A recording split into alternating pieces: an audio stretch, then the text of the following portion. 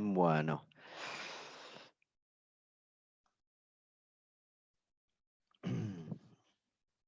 Bueno, ¿qué es lo que ocurre? Habíamos visto que por cómo era la hibridación de los átomos nitrogenados en anillos de 5 y anillos de 6, los dos nitrógenos eran sp2, pero ¿qué pasa? Habíamos visto qué había pasado en el pirrol. ¿Qué era lo que ocurría? ¿Dónde estaban esos pares electrónicos? Adentro de la aromaticidad. Muy bien. En el caso del pirrol, el par electrónico estaba en el orbital p y estaba involucrado en la resonancia del anillo. Y el electrón que le queda para hacer enlace estaba en un sp y estaba unido a un átomo de hidrógeno. ¿Se acuerdan que el pirrol tiene, el nitrógeno del pirrol está unido a un hidrógeno externo? En cambio, ¿qué es lo que pasa en la piridina?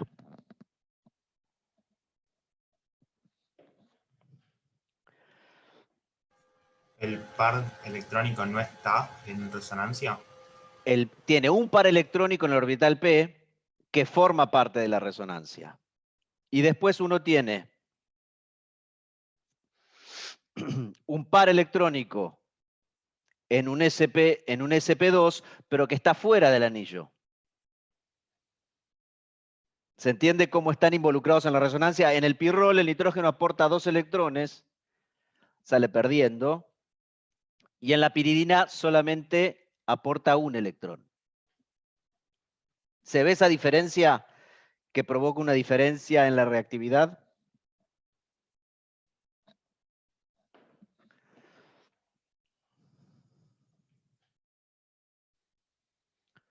Bueno, la energía de estabilización por resonancia de la piridina es de 23 kilocalorías por mol. Si uno hace una resonancia, ¿sí?, de los enlaces en la piridina, estoy tratando de cambiar el puntero. Bueno, no se me cambia. Perdón. Ahí está. Me gustaría que fuese un puntero. Oh, acá están las opciones de puntero. Puntero láser. Ahí está.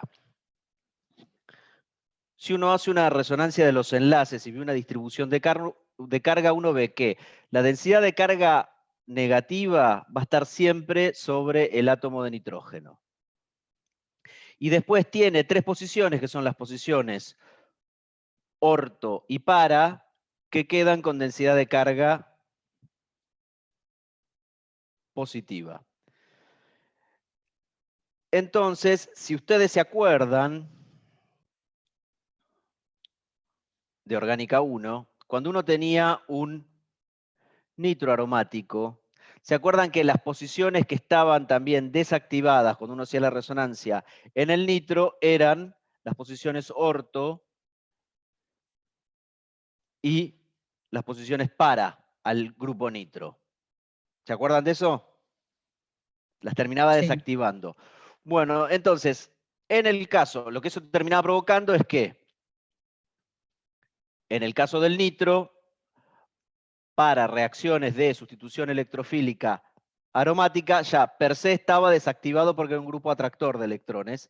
Y las únicas posiciones que tenía, en el caso de que eran condiciones drásticas para que ocurriera la SEA, porque no ocurría con facilidad, iban a ser las posiciones que no tuvieran densidad de carga positiva, sino, como es sustitución electrofílica, tienen que tener más densidad electrónica, iban a ser las posiciones meta, o la posición 3. Bueno, en el caso de la piridina ocurre lo mismo. Las posiciones más ricas en electrones van a ser las posiciones meta, las posiciones 3, porque las que tienen densidad de carga positiva son las posiciones 1 y 4. Entonces, siempre lo van a ver, o lo van a ver en muchos libros, es que dicen que la reactividad de la piridina para la SEA es similar a la de un nitrobenceno o un nitroaromático. ¿Se entendió hasta ahí? Entonces, lo que ustedes tienen que pensar, si ustedes se acuerdan, ¿qué era lo que hacía esto?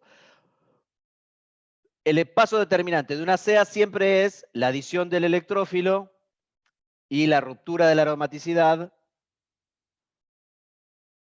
porque bueno, todos los pasos siguientes, que es la siguiente, que es la eliminación, no es el paso determinante, eso es lo más rápido, pero es una vez para que ocurra la reacción, lo importante es la adición del electrófilo. Entonces, las barreras de potencial, la energía para romper la aromaticidad en estos compuestos es bastante más alta.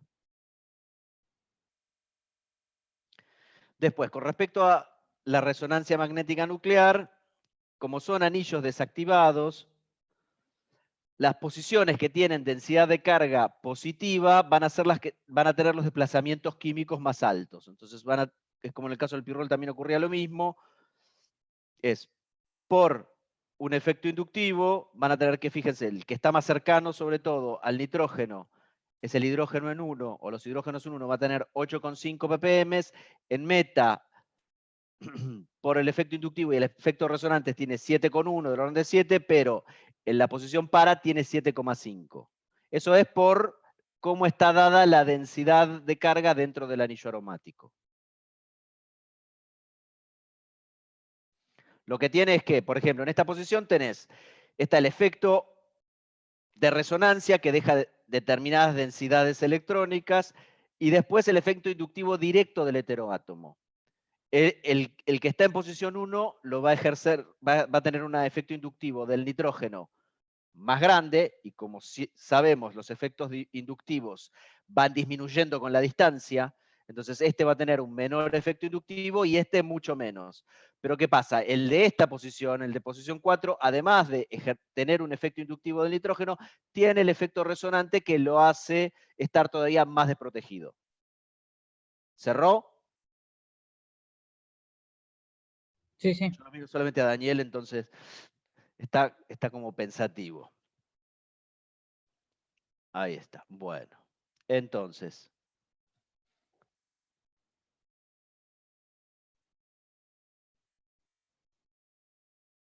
Ahí está.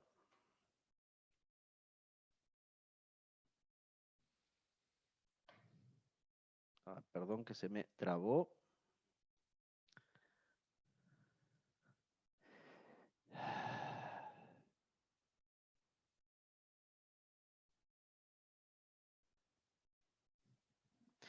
Ahí estamos. Bueno, con respecto a la basicidad. El par electrónico, ese par electrónico que tiene la piridina, ya lo hemos visto y lo vieron en la parte de aminas, está más disponible, está menos disponible que en una alifática porque la piridina tiene hibridación sp2, pero es bastante básica y se utiliza como solvente y como base. Se la considera no nucleofílica, ¿sí? Pero reacciona con algunos electrófilos activados. Entonces, lo que podemos encontrar es un resumen de distintas reacciones que pueden tener las piridinas. Puede tener una reacción de tipo radicalaria en posición 1, esto no lo vamos a ver en este curso. Sí, sustituciones en posición 2, también en posición alfa, en determinado tipo de reacciones, en condiciones especiales. La reacción de protonación, reacciones de alquilación para formar nitrógenos, ¿sí? Cuaternarios, que van a ser alquilpiridonios, reacciones de oxidación, que va a ser muy útil para otro tipo de reacciones, y reacciones de sustitución electrofílica aromática, pero sobre todo, si lo encontramos como piridina solamente, lo vamos a tener en posición 3 o meta. Bueno, a ver. Ahí está. Bueno, la reacción con peróxidos, ¿sí? Puede ser peróxido de hidrógeno o perácidos, se utiliza mucho, ¿sí? Para formar N-óxidos de piridina. ¿Ustedes vieron algún tipo de N-óxido en la primera parte? Cuando hacíamos la eliminación de COP. Muy bien. ¿Se acuerdan entonces lo que ocurría? ¿Ustedes qué tenían ahí? Todos los conocimientos. Recuerden que en esta parte de la materia todos los conocimientos los tienen. O sea, ustedes en esta parte también tienen que empezar a conectar. Eso me lo dijo un profesor en un final y lo quería matar. Pero bueno, porque estaba muy nervioso. Ya no está más, pero bueno, en química analítica. Pero con el tiempo lo fui entendiendo. O sea, porque a veces uno empieza, y sobre todo en esta parte de orgánica, tiene un montón de conocimientos por separado que han estudiado y saben aplicar individualmente, pero bueno, tienen que ir empezando a integrarlos. Entonces, para Cope, ¿cuándo hacían la oxidación con un perácido con peróxido de hidrógeno? ¿Cómo era ese nitrógeno? ¿Cómo era esa mina? ¿No era terciaria? Muy bien, terciaria. Entonces, ¿cuántos enlaces tiene ahí la piridina? 3. 3. Bueno, entonces, la reacción es análoga. Lo que termina ocurriendo es que con un peróxido o con un perácido termina reaccionando con uno de los oxígenos del peróxido y termina formando un N-óxido. Forma una unión. El oxígeno termina tomando ese par electrónico y queda con una densidad, con una carga negativa, y el nitrógeno con una carga positiva. Se forma el N-óxido. ¿Qué es lo que termina provocando, ¿sí?, eso posteriormente? Esto es lo que ocurre, bueno, cuando uno tiene un electrófilo que busca un par de electrones. Lo que termina ocurriendo con todos los electrófilos, en ese caso que el peróxido funciona como un electrófilo, es que queda unido al nitrógeno. ¿Sí? Pero siempre va a reaccionar. Si uno tiene una piridina sola y tiene un electrófilo, va a terminar reaccionando con el par electrónico libre. Entonces, cuando uno tiene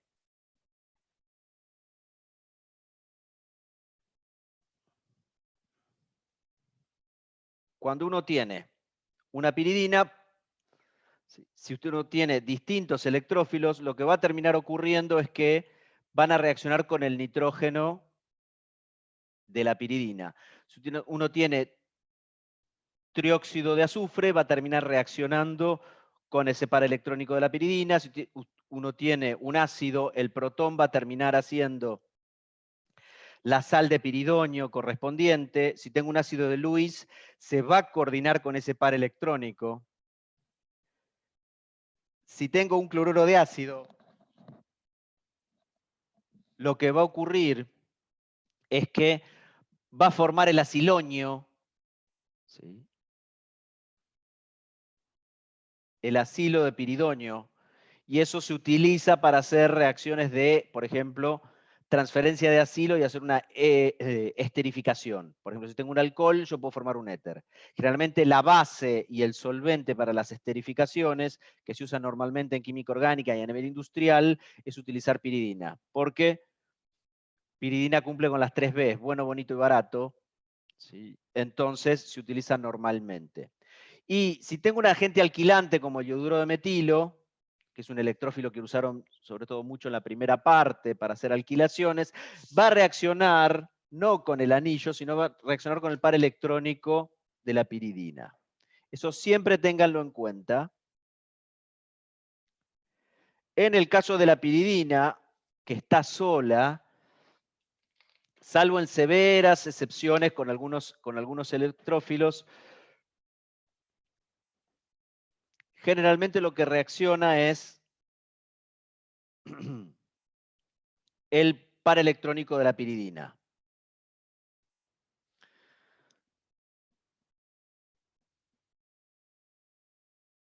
Bueno, para el caso de la sustitución electrofílica aromática,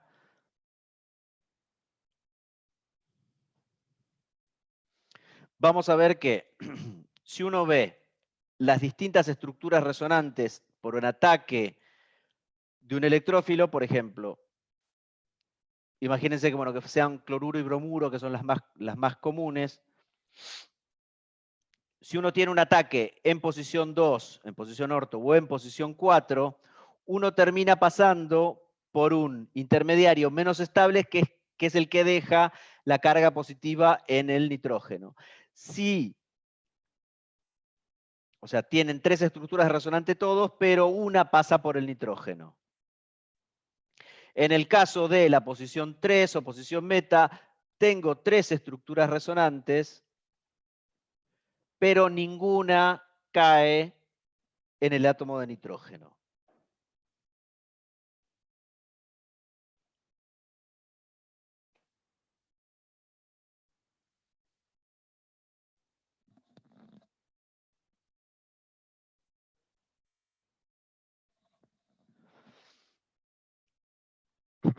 Fíjense la reactividad, ¿sí? La piridina, con respecto a la CEA, tenemos, si ponemos reactividad 1 al benceno, el nitrobenceno, o sea, es un orden de dificultad, ¿sí? Es más difícil que reaccione el nitrobenceno que el benceno.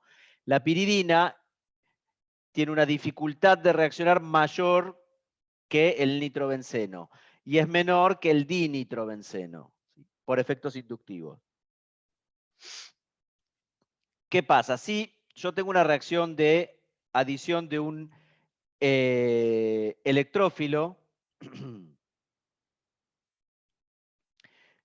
lo que va a ocurrir es que voy a tener 2 posibilidades de reacción. Que reaccione el electrófilo con la posición meta, pero eso es bastante lento, o que reaccione con el electrófilo, con el par electrónico. ¿Sí? Todo eso depende mucho de la naturaleza del electrófilo. Como ya vimos, trióxido de azufre, el hidrógeno, los acilos, todos terminan reaccionando con el par electrónico y no con el anillo aromático.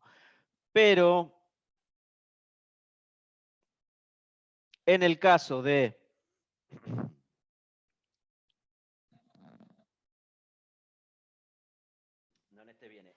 habíamos visto, en el caso de la nitración no va a ocurrir porque se protona. En el trióxido de aluminio que uno utiliza para Friele y Kraft, coordina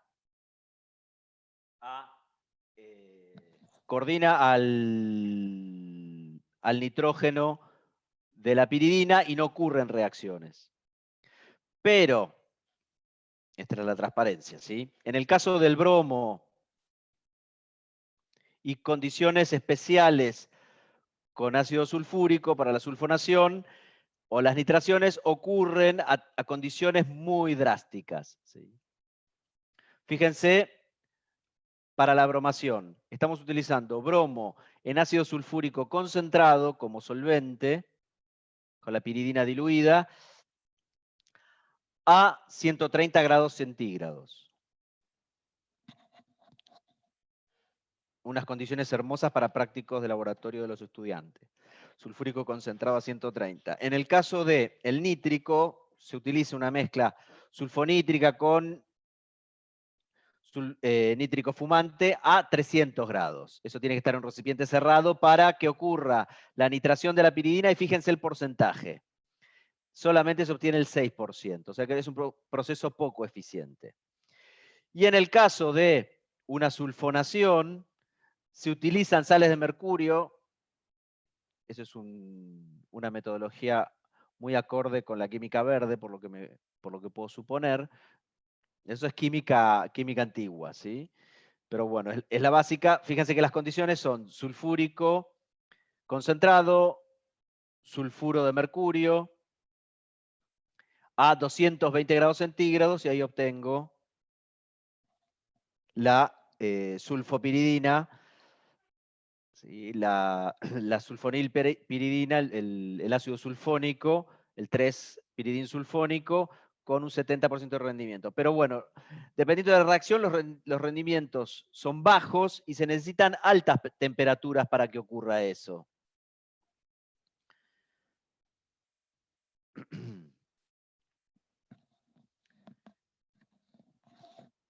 una forma de que ocurra algún tipo de reacción con la piridina desea es que tenga sustituyentes que por algún tipo de efecto tengan, o por efecto inductivo o por efecto resonante, aumenten la reactividad de ese anillo aromático. Generalmente uno lo ve en las alquilpiridinas, como esta trimetilpiridina,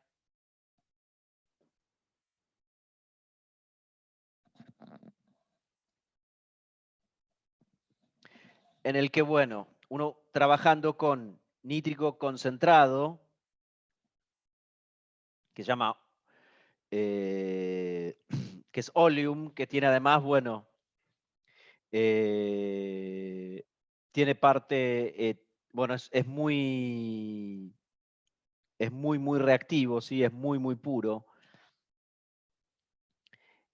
Y lo que ocurre es que, bueno, más allá de que se protona en ese medio, y está parcialmente protonado, ¿sí? Casi todo protonado, pero en la pequeña proporción que no está protonada en ese medio de reacción, por efecto de los 3 metilos, hacen que se pueda nitrar esta posición.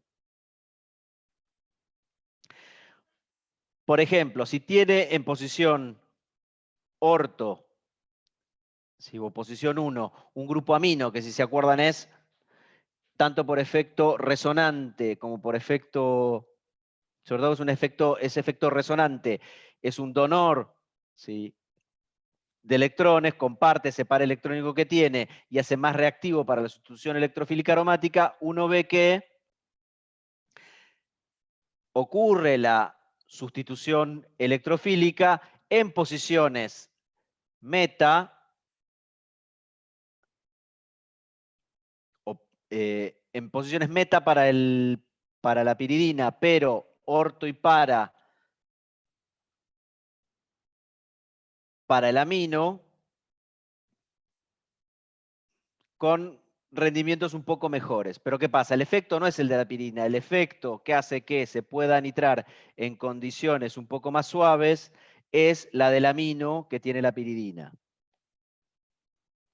Entonces, aprovechando la reactividad de ese par electrónico que tiene la piridina, cuando uno realiza el N-óxido de piridina, lo que termina generando en esa especie es que al estar cargado el oxígeno, ese oxígeno puede compartir con el nitrógeno y el resto del anillo su carga negativa, ¿sí? Puede resonar esa carga negativa en el anillo y lo que termina provocando es una activación, fíjense, del anillo para la CEA.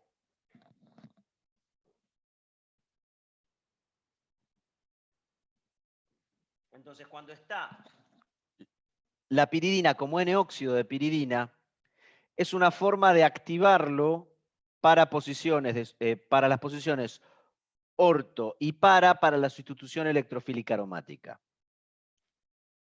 Entonces, los electrófilos pueden entrar en orto o en para.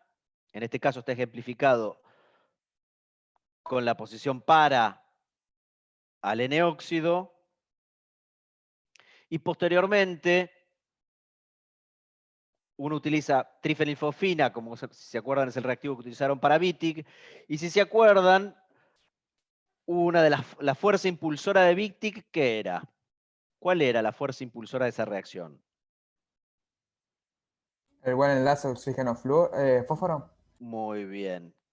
Es la fuerza de enlace oxígeno-flúor. Entonces, lo que va a ocurrir en ese medio de reacción cuando tengo un N-óxido de piridina, este es el método clásico que uno utiliza uno tiene una piridina, quiere realizar una sustitución en orto o en para, entonces lo que hace es hacer el N-óxido y posteriormente quiere regenerar su piridina, ¿no? Realiza la CEA y posteriormente quiere recuperar su piridina. Entonces, el tipo de mecanismo a utilizar o metodología a utilizar es,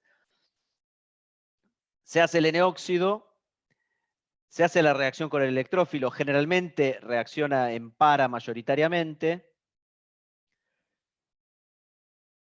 Y posteriormente, una vez que tengo el compuesto sustituido en la posición que yo quiero, regenero la piridina a partir del N-óxido, haciendo reaccionar el N-óxido, sobre todo por el oxígeno, con trifenilfosfina.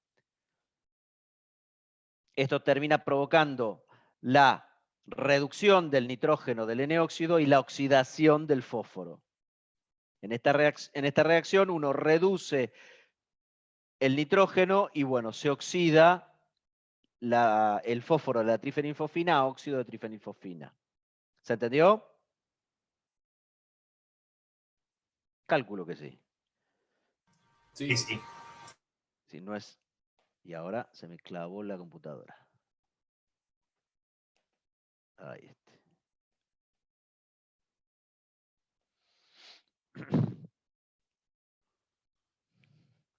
Bueno, y esto es lo que ocurre, ejemplo. Cuando uno tiene un N-óxido de piridina, un ejemplo clásico, yo puedo hacerlo ya en condiciones normales de una CEA, puedo hacer una nitración, puedo hacer cualquier reacción.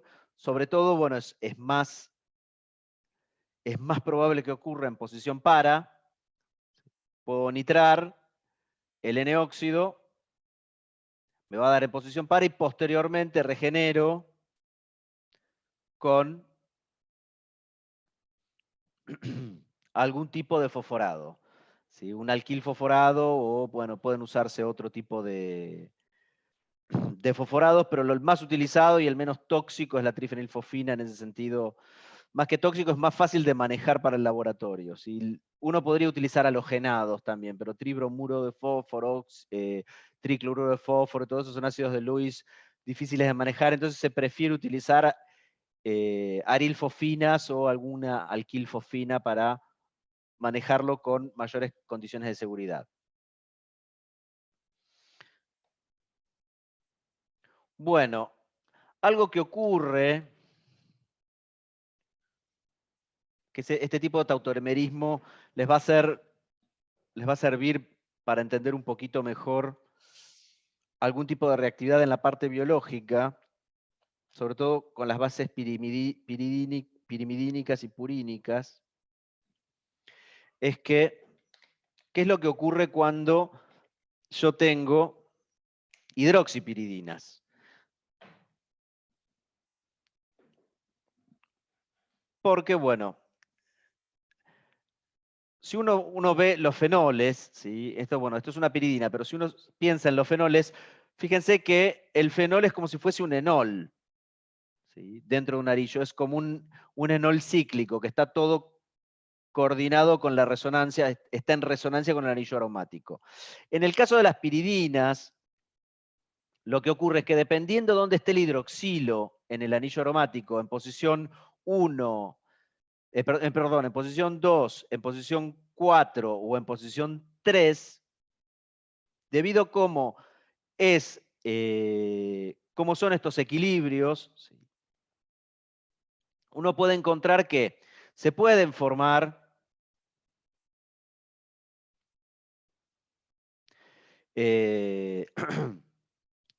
o sea, puede haber movimientos electrónicos, ¿sí? Pero ¿qué pasa? Las especies que me generan los movimientos electrónicos van viendo que yo puedo tener la 2-hidroxipiridina, puedo tener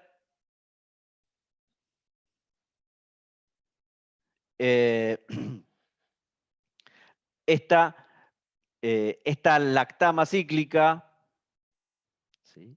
O puedo tener el suiterión de los dos. Pero ¿qué pasa? Que es la estructura resonante. Pero esta lactama cíclica, piridinona, ¿sí? Se la llama piridinona, es más estable que la 2-hidroxipiridina. Como tiene esta estructura resonante, termina siendo la especie más estable. En el caso de la 4-hidroxipiridina ocurre exactamente lo mismo. La especie más estable generalmente es la 4.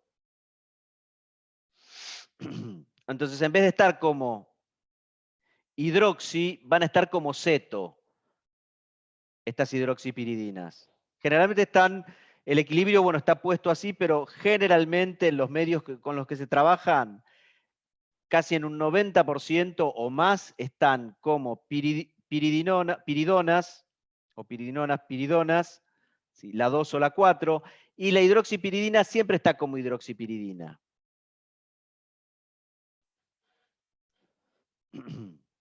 Porque con los movimientos electrónicos, ¿sí? Uno puede tautomerizar, ¿sí? Pero después los movimientos electrónicos no hacen ningún tipo de estabilización a las estructuras.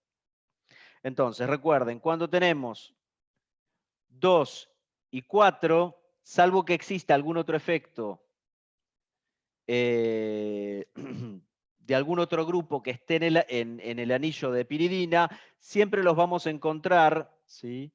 Como piridonas y no como hidroxipiridinas. La única que está como hidroxipiridina es la 3-hidroxipiridina.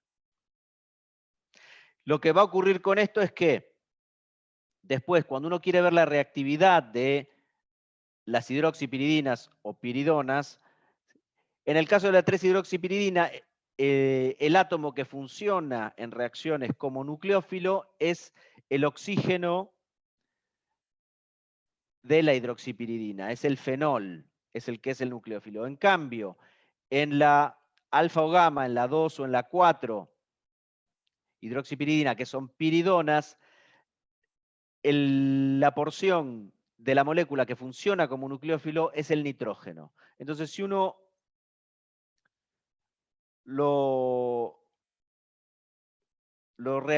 realiza reacciones de alquilación, por ejemplo, con cualquiera de estos sustratos, en el caso de las piridonas van a reaccionar por el nitrógeno, se va a alquilar el nitrógeno, en cambio en la 3-hidroxipiridina se alquila el oxígeno. ¿Se entiende? Que les cambia la reactividad totalmente.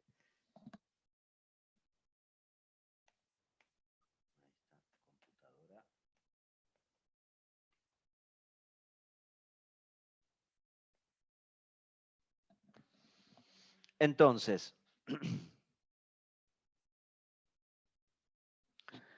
fíjense, en el caso de una CEA,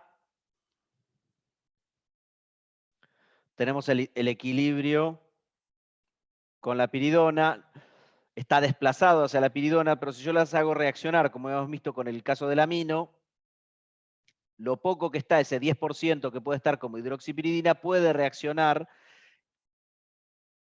para una reacción de nitración, pero el que dirige la reacción es el oxígeno fenólico, entonces va a dirigir la reacción para que sea en posición para o en posición orto, que es el meta de la piridina. Pero el que dirige sobre todo y el que provoca la reactividad en esta piridina es el grupo fenol.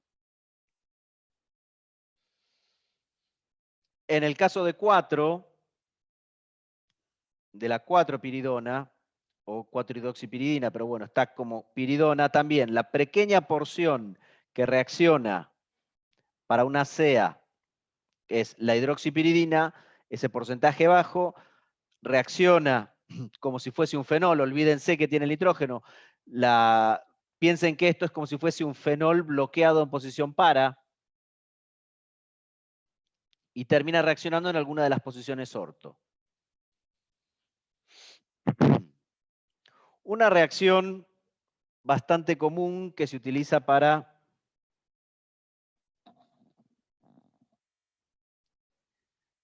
compuestos aromáticos que tienen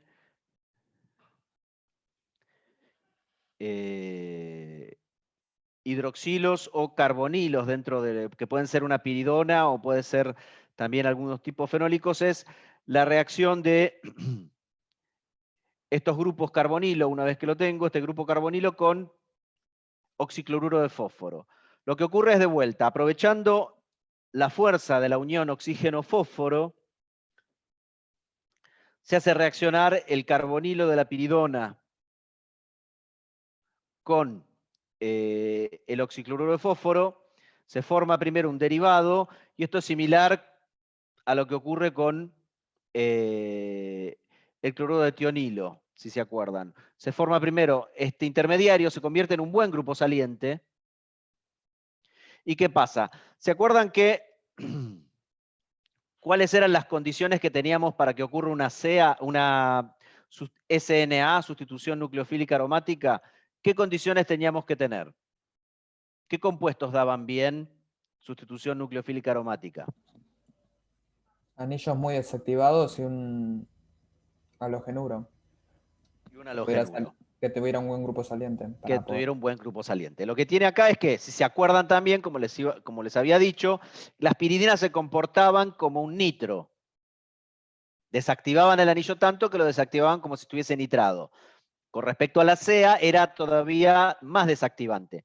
Imagínense en este caso que tengo una piridina y además tiene un grupo nitro en posición orto. Está muy desactivado para la CEA, pero está muy activado para la SNA.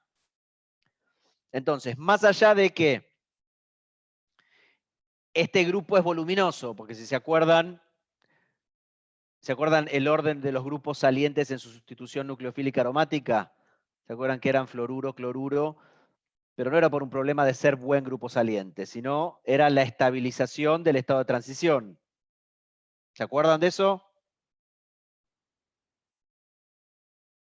Sí, me acuerdo de dibujar sí. todas las Se resonancias. acuerdan, pero se acuerdan que también por una cuestión de tamaño, ¿sí?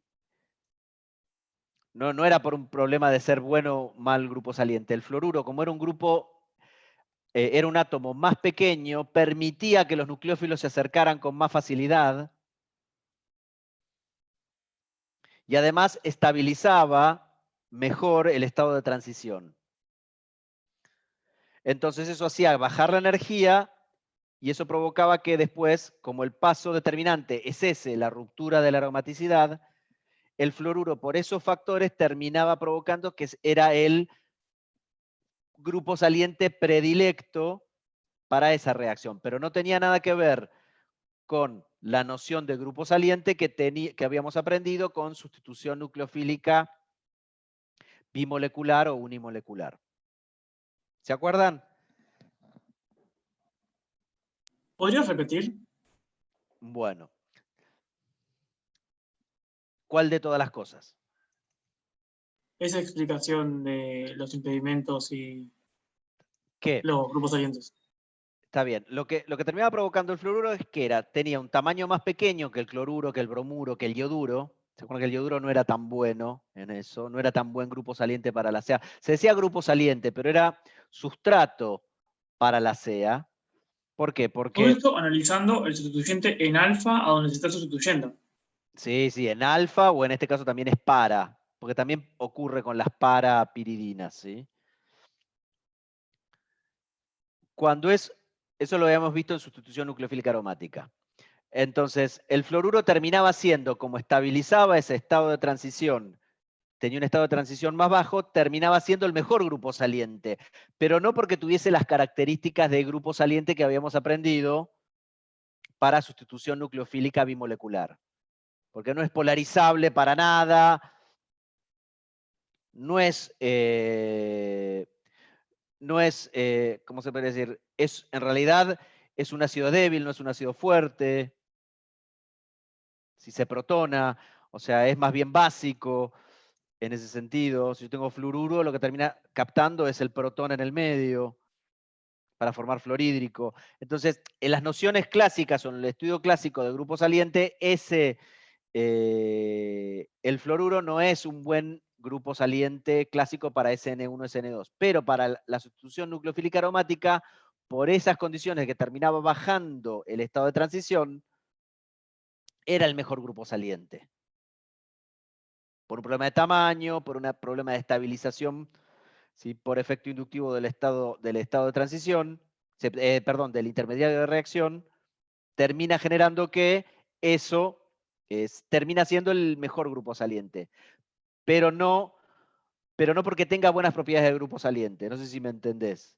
O sea, no es polarizable, es bastante básico cuando sale porque se protona, o sea, no cumple con las condiciones de grupo saliente. Solamente funcionaba como mejor grupo saliente en la sustitución nucleofílica aromática.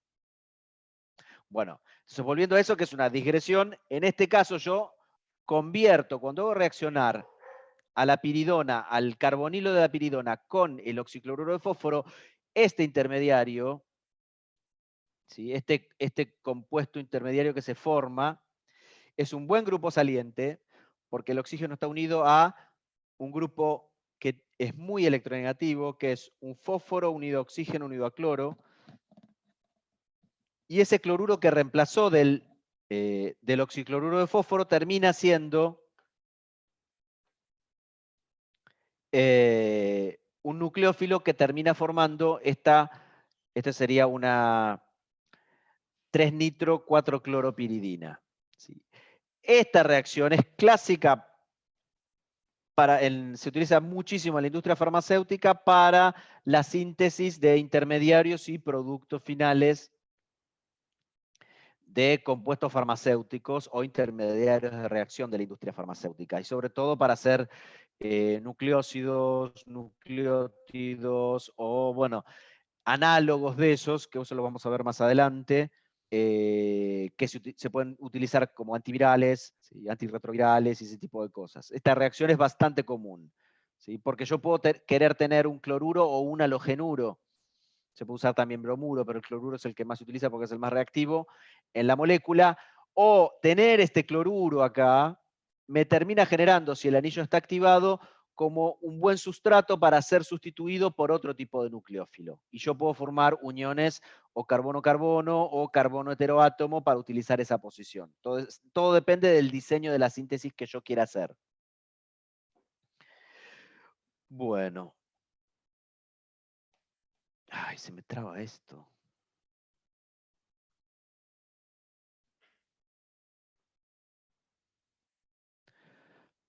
Bueno, una reacción, o sea, las reacciones que ocurren, sobre todo con buenos rendimientos de sustitución nucleofílica aromática, piensen a las piridinas como los grupos como nitroaromáticos. ¿Se acuerdan que los nitroaromáticos eran los que sufrían este tipo de reacciones? En la posición donde se encuentra el nitrógeno, piénsenlo como si tuviese el grupo nitro. Entonces, ¿qué pasa? Sobre todo en posición orto y en posición para a las piridinas, si yo tengo un buen grupo saliente para la CEA, para la SNA, perdón, para la sustitución nucleofílica aromática, sea un cloruro, sea un fluoruro, esa reacción va a ocurrir. Si yo tengo un buen nucleófilo y tengo cloruro o fluoruro, generalmente son fáciles de sintetizar los cloruros por la reacción de las piridonas con el oxicloruro de fósforo. Entonces yo tengo dos cloropiridinas o dos halopiridinas, ¿sí? Cloro, bromo, que son más fáciles de sintetizar que el flúor. Si las hago reaccionar en condiciones de sustitución nucleofílica aromática con un buen nucleófilo, voy a obtener la 2-piridina o 4-piridina sustituida con el nucleófilo. Otra forma de verlo, si es como si yo tuviese, si la piridina, si este nitrógeno de la piridina fuera un compuesto carbonílico, nitrogenado u oxigenado. Fíjense, como si fuese un cloruro de ácido o un bromuro de ácido, sufren, ¿sí?, sustituciones del mismo estilo, lo pueden ver así, un ataque del nucleófilo a un carbono sp2, como si fuese un carbonilo, pues es igual de plano que un carbonilo, y se forma el intermediario tetraédrico, y posteriormente se elimina el halogenuro, generalmente es un cloruro, y uno tiene el derivado, como si fuera un derivado de ácido, que puede ser. Entonces, si se acuerdan que con los cloruros de ácido podíamos hacer ésteres, amidas, ¿sí? Podemos también, y bueno, también se podían alquilar determinados cloruros de ácido. No sé cuáles reacciones les dieron, porque bueno, son muchísimas las que se podrían hacer, pero no sé cuáles les dieron en este curso. ¿Qué reacciones le dieron con los cloruros de ácido? Además de reaccionar con agua, alcoholes o aminas. ¿Qué otra reacción? Grignard, reducciones. Bueno, sí. Los Grignard medio no se utilizan tanto con esto, pero bueno, algunos nucleófilos carbonados se pueden llegar a utilizar. Azufrados se pueden utilizar. Después, con cloruros de ácido, organocádmicos usaron. Muy poco, creo. Muy de poco. organocádmicos. Claro, Creo bien. que se mencionó nomás, pero... Se mencionó. Pero Tan bueno, desuso. para la altura en la que están ustedes, sobre todo, van a poder utilizar nucleófilos clásicos, ¿sí?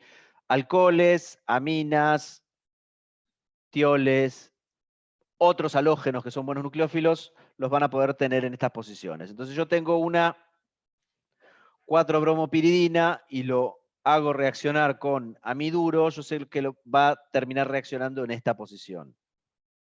Si yo tengo metóxido con esta 2-cloropiridina, voy a tener una sustitución nucleofílica aromática en la posición donde tengo el halogenuro. O sea, es análogo a un nitrobenceno, ¿sí? Sobre todo en posiciones orto y en posiciones para. Bueno, me voy a tomar 5 minutos.